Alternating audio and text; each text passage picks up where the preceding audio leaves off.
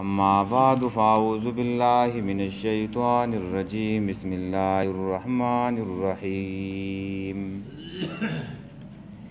واقتلوهم حيث ثقفتموهم وأخرجوهم من حيث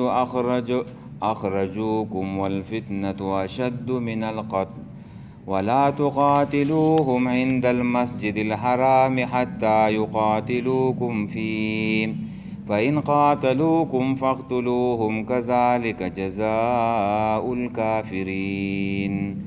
فإن انتهوا فإن الله غفور رحيم وقاتلوهم حتى لا تكون فتنة ويكون الدين لله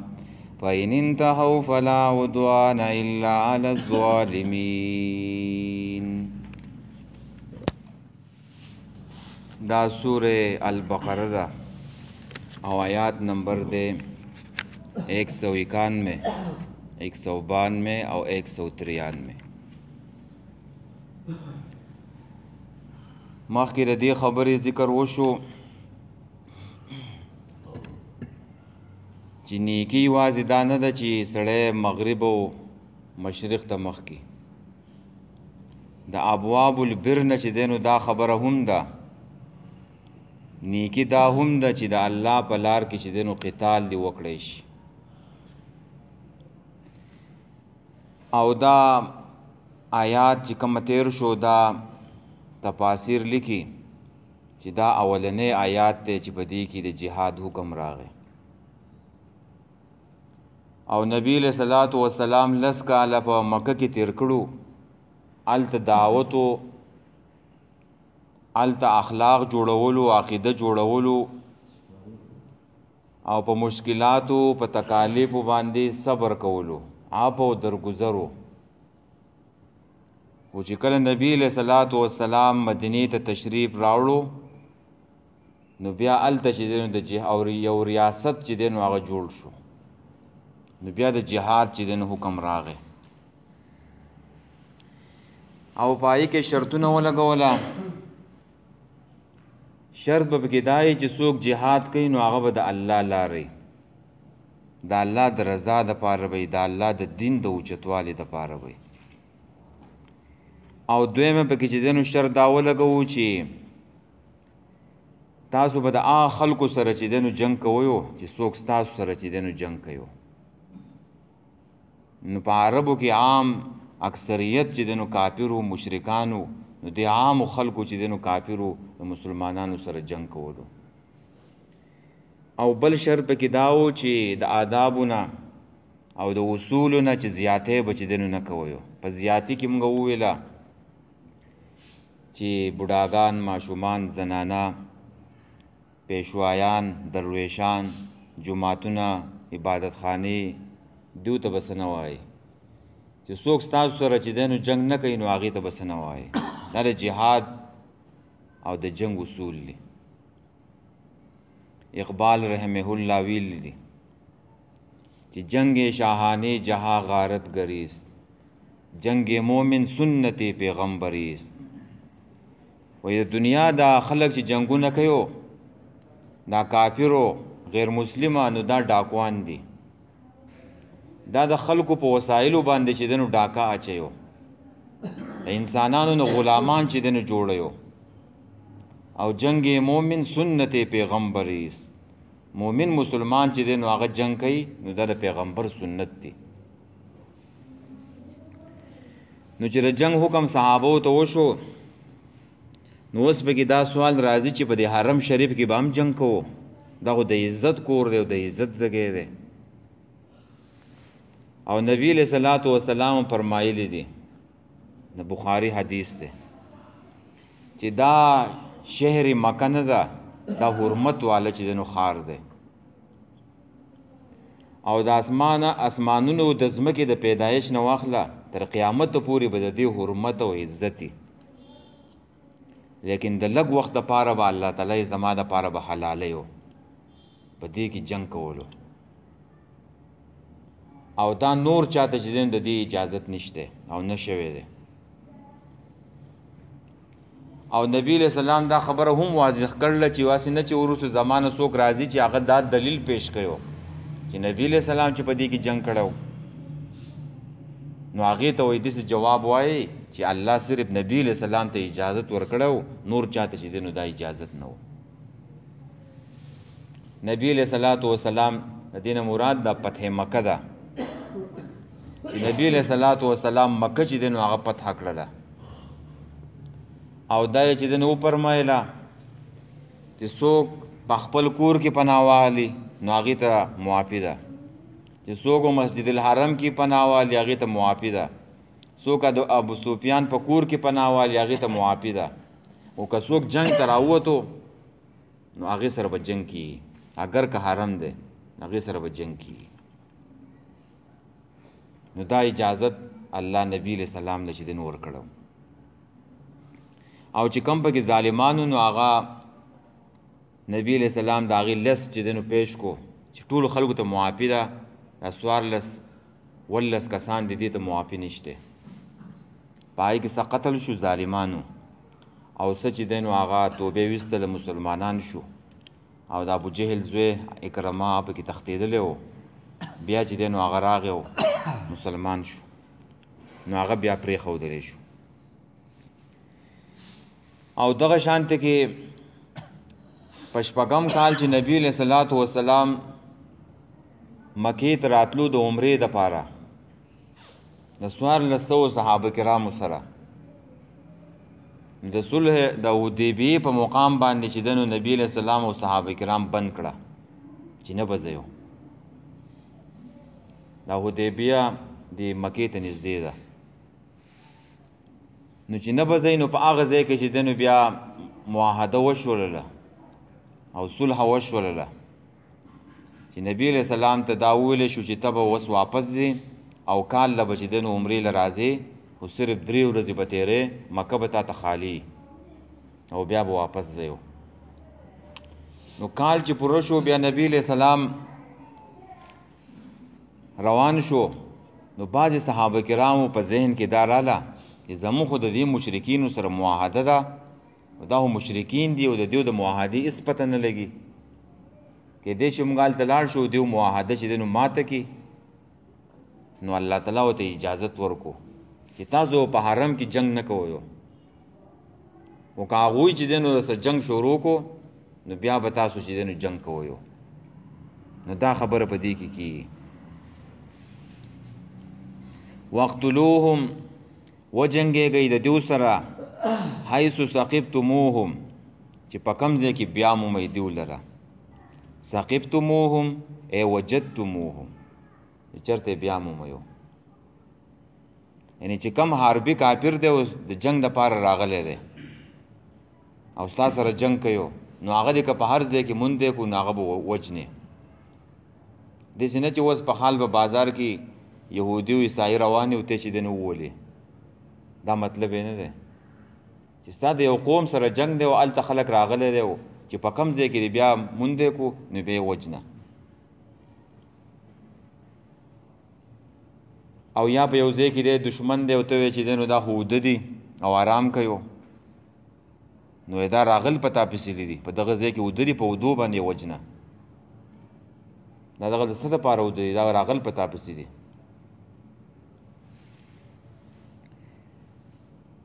واخرجوهم او وباسئ دیو لره من حیثو د هغه ځای نه اخرجوکم چې تاسو یې ایستلي یئ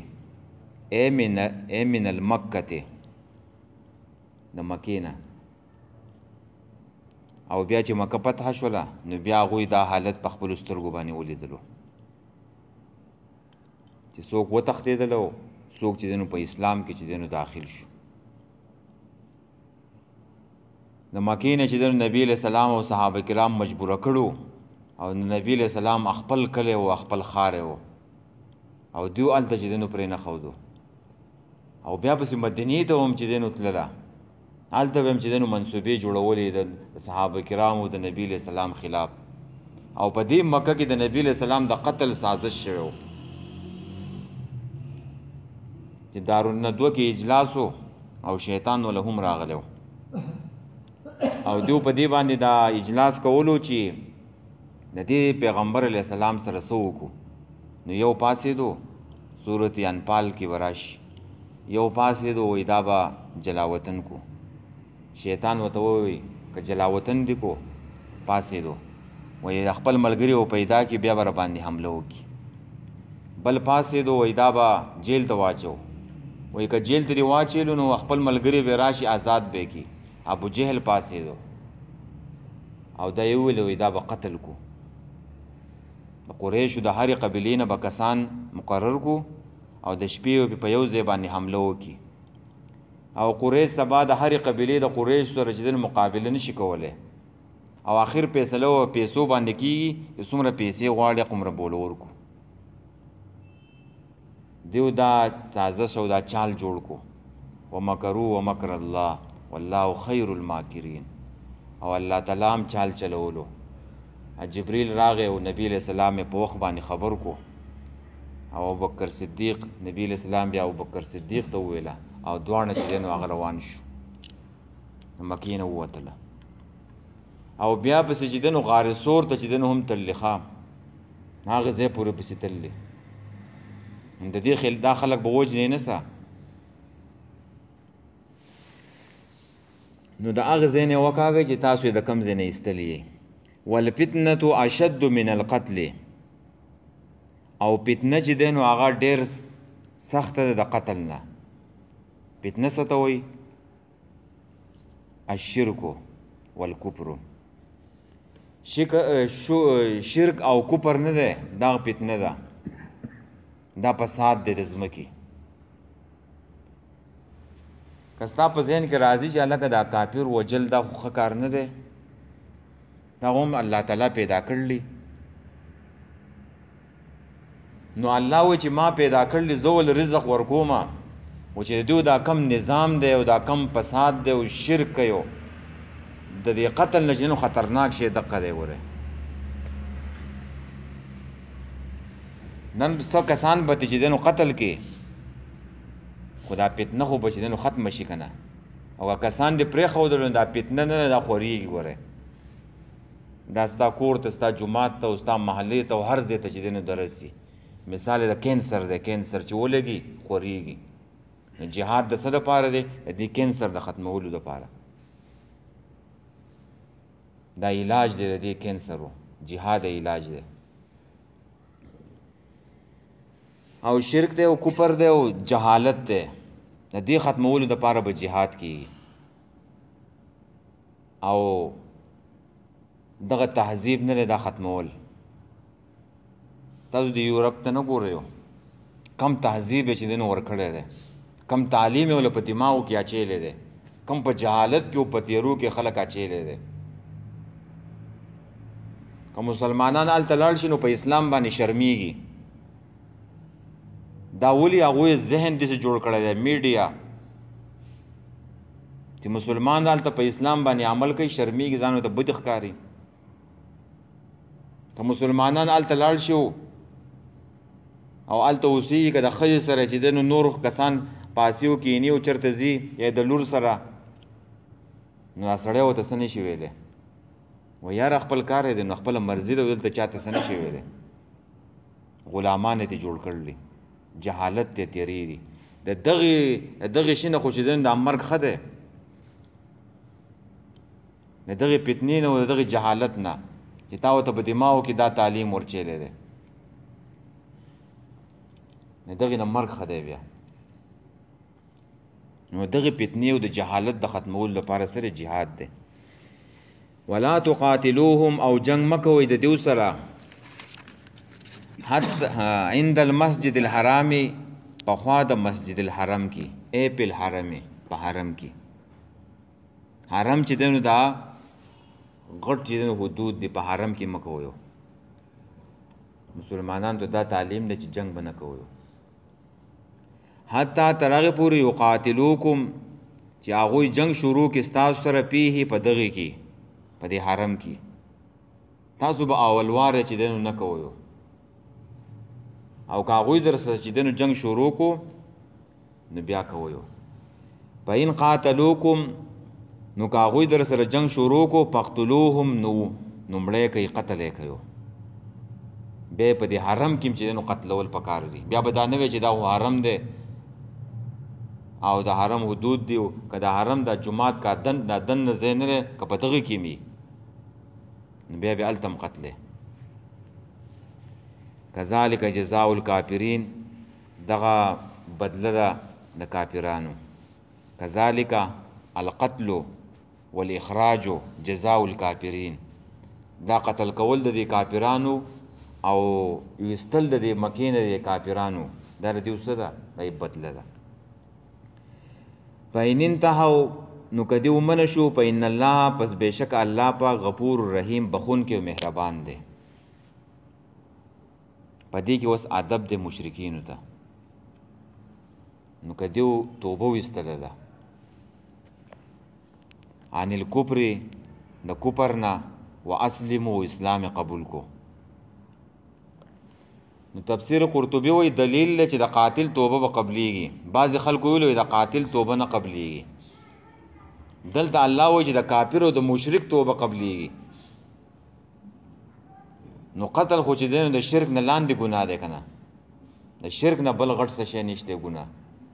نو چې په شرک باندې الله چې دی نو معاف کول کوي چې سړی توبه وکاږي، نو د قاتل خو به خود په توبه باندې معاف کیږي. نو که دیو توبه ویستله نو په ان الله، پس یقینا الله پاک غفور، دیو د پاره بیا بخون کې دی او رحیم مهربان دی. وقاتلوهم، او جنگ وکئ د دیو سره حتی تر هغې پورې لا تکونه فتنه، چې پاتې نشي فتنه او فساد، چې دا ختم شي د هغې وخته پورې. یو جزیرة العرب دی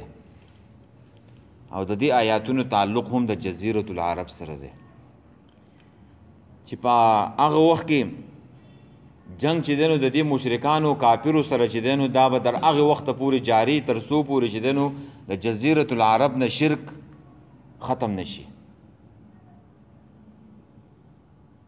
چې مشرک پکې پاتې نشي. هغه وخته پورې به جنګ د هغوی سره، یا که توبه وباسي صحیح ده، او که توبه نه وکاږي نو د هغې پورې به سره جنګ کیږي. او نبی علیه صلات وسلام په خپل آخري وصیتونو کې دا هم ویلو، د مانځه وصیت یې کړی او دا یې ویلو اخرج اليهود من جزیرة العرب، اخرج اليهود من جزیرة العرب، د جزیره عرب نه چې دی نو یهودیان به چې دی نو وباسئ، چې څوک دلته پاتې نشي، مشرک شرک دلته پاتې نشي. داسې معنی به کې وقاتلوهم، او وجنګېږي د دوی سره حتی تر هغې پورې لا تکونه فتنة، چې پاتې نشي شرک په جزیرة العرب کې. او که د دې عامې دنیا سے لګې نو بیا به داسې وی وقاتلوهم، او وجنګېږئ د دې کافرو سره حتی تر هغې پورې لا تکونه فتنة، چې پاتې نشي غلبه د کفر او د شرکو. ولی په هغې کې وله بل اپشن شته دی، که یو کافر وایي چې زه جزیه در کومه نو په دې دنیا کې و پاتې شي، او په عربو کې وایي چې که جزیه هم در کوم خو هلته نشي پاتې کېدی. جزیه پیسو ته ویو، پوه شوي په آیاتو. په عربو کې به که جزیه به هم نه قبلیږي د هغوی نه، صرف مسلمانېږي به، او یا به د جزیرة العرب نه وځي. او په عامې دنیا کې به داسې دي چې غلبه به د کفر نه یو، غلبه به د اسلامي، که څوک یهودي اوسي، که څوک یو عیسایي اوسي، او که څوک هندو اوسي، خو حاکمیت به د چا د الله به یو، حکم به د الله منودی کېږي. د امریکا چې وایي که نه نیو ورلډ آرډر، نیو ورلډ آرډر څه ته وایو؟ دا نعوذ بالله دا داسې ده لکه د خدایي دعوې چې کړي، چې د امریکې خبره به منودی کېږي په دنیا باندې. نو دا اوس غلبه ده، اسلام به رالګي او دا غلبه به چې دی نو ختمه یو، غلبه به د چا د الله به د دین به د الله حاکمیت به چې دی نو غالب وي. او نبی علیه صلات وسلام د باچاهانو ته خطونه هم لیږلو، ښه په هغې کې ورته لیکلو 3 خبرې وي، یا اسلام راوړه په امن کې به شې، که اسلام نه راوړي نو جزیه به راکې، که ته یهودي اوسېږي اوسېږه، که نصراني اوسېږي اوسېږه، خو طاقت او غلبه به د اسلامي کته هر څه شي او که دغه نه نو بیا فیصله توره کوي په میدان کې دا درې خبرې وي د مسلمانانو په دعوت کې نن هغه خبرې امریکا او غیر مسلم مسلمانانو ته وایو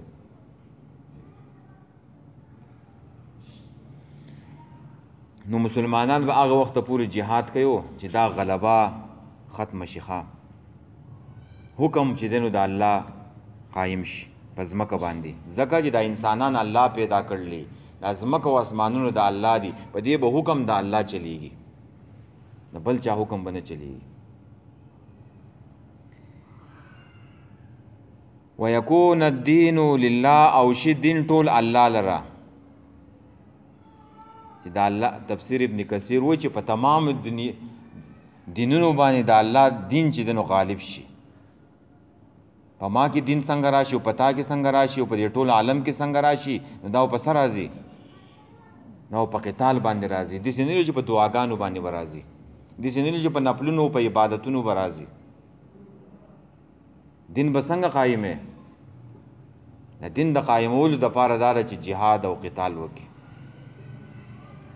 دا الله نظام چې دنو غالب شي ومن لم يحكم بما انزل الله فاولئك هم الكافرون څوک چې د الله تعالی په انزل الله باندې فیصله نه کوي کافر دي او بلکې راضي ظالمان دي او فسادیان دي د الله په حکم فیصله کم ځای کې کیږي داسې نظام راولي چې پای کې د الله په کتاب باندې او د الله په حکم باندې جنو فیصله کیږي ان الحكم الا لله حکم بدبل چا نه مگر د الله وي الا له الخلق والامر الله د لپاره پیدایش هم دی او د الله د لپاره امر هم دی حکم دی د الله حکم به منو دی کی او کوپر نه دی د دې ملا به ماته د هغه وخت پورې به دا jihad شروع وي د کوپر غلبه چې دی نو هغه ختمه او تاسو ته ما ویلو چې په اسلام کې چې دنو جبر نشته خو اسلام د بل چا جبر چې دنو هغه نه مني وره په یوې عقیده خپلولو کې جبر نشته په یوې عقیده کې نه په اسلام کې شته نه په يهودیت کې شته نه په نصرانیت کې شته په هیڅ چا کې چې دنو جبر نشته په یوې عقیده کې او په دې مغرب ملکونو کې چې څوک اسلام قبلیو باغې باندې زور کیږي یا تنګول کیږي